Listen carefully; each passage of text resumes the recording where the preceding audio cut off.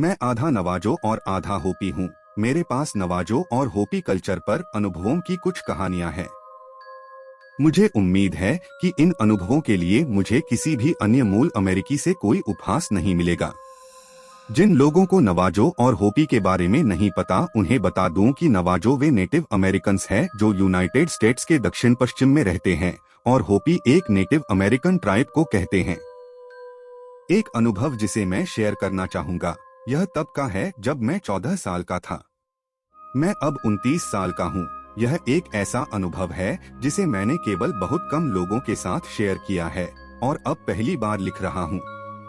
मेरा भाई जो एक बहादुर सिपाही है, और वह अभी भी इस बात को लेकर डरा हुआ है कि उस शाम को हमारे साथ क्या हुआ था। जब मैं किशोरावस्था में था, मैं हर गर्मियों में कई हफ्तों के लिए नवाजो सीमा पर रह रही अपनी दादी से मिलने उनके घर पर जाता था। मुझे उनके साथ समय बिताना, उनकी स्वादिष्ट तली हुई ब्रेड खाना बहुत पसंद था और उनकी कहानियां सुनना पसंद था। हर बार मेरी दादी एक हानिरहित नशे में रहने वाले कर्मचारी को अपने घर और जमीन के आसपास कुछ अजीब काम करने के लिए हायर करती थी। सूरज ढलने से ठीक एक शाम पहले मुझे मेरी दादी ने उस कर्मचारी को घर ले जाने के लिए कहा, जो उस घाटी से लगभग 4 मील दूर था जहां वह रहती थीं। मुझे यह देखकर खुशी हुई कि मैं केवल 14 साल का था और मुझे ट्रक चलाने के लिए कहा गया था। आप ध्यान दें कि उस जगह पर कोई भी परवाह नहीं करता है कि आप केवल 14 साल के हैं और चारों ओर ड्राइविंग कर रहे हैं। वहां शायद ही कोई होगा जो आपको देख रहा होगा। मेरा भाई भी ट्रक में मेरे साथ बैठ गया। वह उस समय केवल 9 साल का था, जबकि वह कर्मचारी और मेरा कुत्ता ट्रक के पीछे बैठा और हमने ड्राइविंग शुरू की। मैंने उस एम्प्लॉई को उसके घर छोड़ा और हम वापस अपनी दादी के घर की ओर आने लगे। जैसा कि मैंने पहले बताया था, यह शाम थी और आकाश का रंग गहरा लाल था और सूरज हमारे पीछे अस्त हो रहा था।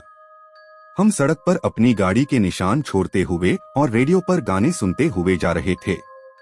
एकमात्र रेडियो स्टेशन जो कि उस जगह से पास के एक कस्बे हॉलब्रुक अरिजोना में था।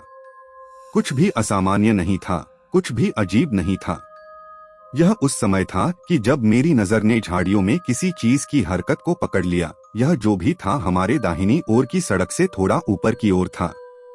मुझे याद है मुझे स्पीड कम करनी है, क्योंकि वो शायद उस क्षेत्र में घूमने वाली कई भेड़ों में से एक होगी जो ट्रक के सामने से निकलती है। जैसे जैसे मैं गुजरता गया, मुझे लगा कि मैंने उसे देखा है। मैंने इसके बारे में और कुछ नहीं सोचा।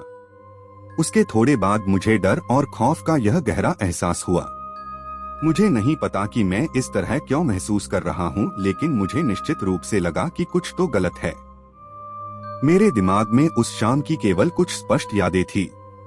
मुझे स्पष्ट रूप से याद है, मुझे अपने रियरव्यू मिरर कुछ बहुत लंबा और बहुत ही पतला काला राख जैसा दिखाई दे रहा था, जो किसी तरह के बाल या फर के साथ ढका हुआ था। वह हमारे ट्रक के पीछे तेजी से आ रहा था। ये जो भी था, यह एक सामान्य इंसान तो नहीं था, या यह इंसान ही नहीं था। मुझे याद है मेरा भाई रो रहा था और मेरा कुत्ता उस पर जोरों से भौंकने लगा। वो जो कोई भी था, मुझे नहीं पता वो क्या था। मुझे याद है कि हम तेजी से ड्राइव कर रहे थे और हम काफी भयानक तरीके से गाड़ी के अंदर हिल रहे थे, क्योंकि हमारा ट्रक रास्तों के गड्ढों और पत्थरों से टकराकर काफी तेजी से हिल रहा था।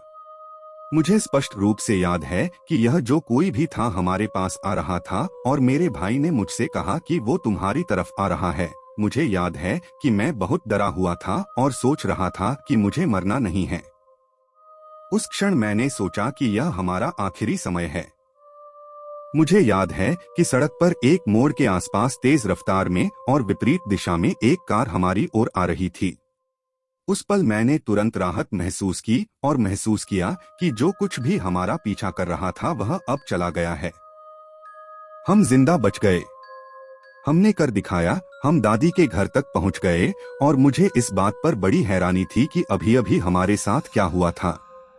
हम बिना पीछे देखे घर के अंदर चले गए, इस आशा के साथ कि जो भी हमारा पीछा कर रहा था वो यहाँ तक नहीं आया है।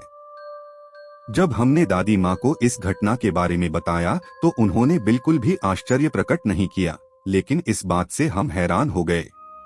वो हमें कहानियाँ सुनाती रही जिन्हें हमने पहले से ही सुन रखा था। कहानियाँ का जादू ब्लैक मैजिक की, विचर स्टोरीज चुड़ैलों की और कुछ उनकी जिन्हें नवाजो लोग ये नार्डलुशिया स्किनवॉकर कहते हैं। कहने की जरूरत नहीं है, मैं उस रात किसी भी खिड़की की तरफ बिल्कुल भी देखना नहीं चाहता था। एक बात बताना चाहता हूँ कि मैंने उस आरक्षण वाले रास्ते पर रात में कभी गाड़ी नहीं चलाई जब तक कि मैं 21 साल का नहीं हो गया। ज्यादा गहराई में न जाते हुए मैं आपको यह बता देना चाहता हूँ कि अगर इस दुनिया में भगवान है तो इस दुनिया में शैतान भी है, और स्किनवॉकर एक ऐसा शैतान है जो काला जादू करके बुरे काम करता है।